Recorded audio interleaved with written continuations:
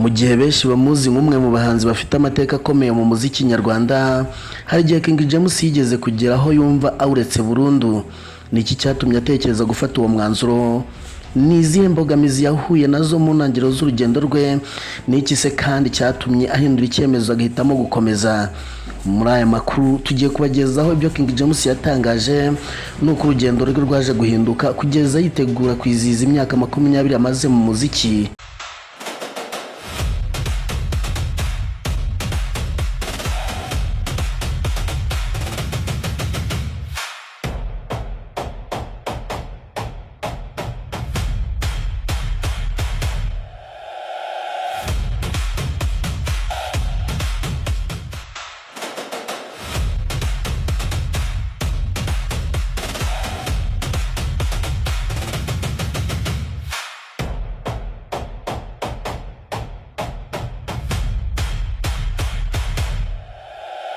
Murakaza neza kuri Kigali 250, urubuga rwagezaho amakuru agezweho y'imyidagaduro, umuziki, ibyamamare n'udushya dutandukanye bishyushye, byizewe kandi bikunogeye.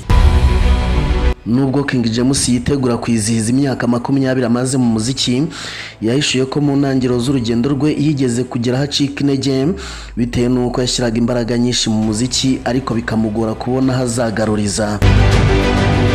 Ibi yabigarutseho mu kiganiro cyihariye yagiranye n'ibinyamakuru ubwo yabazwaga niba agera hakumva yahagarika umuziki burundu.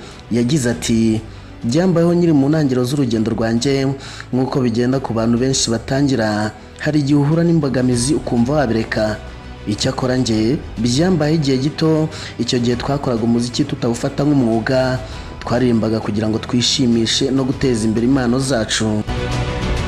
Akomeza agira ati, iyo wabonaga uko bigusaba imbaraga nyinshi kandi ntacyo bikugarurira ndetse utabona naho bigana, washoboraga kumva wawureka.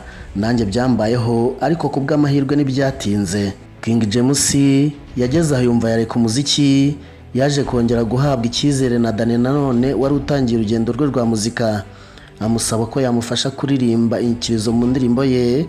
Icyo gihe kandi nibwo Lick Lick yumvishe uko King James aririmba neza, amusaba ko bakorana nk'uwatunganyaga amajwi y'indirimbo. King James rero nibwo yatangiye gukorana na Lick Lick.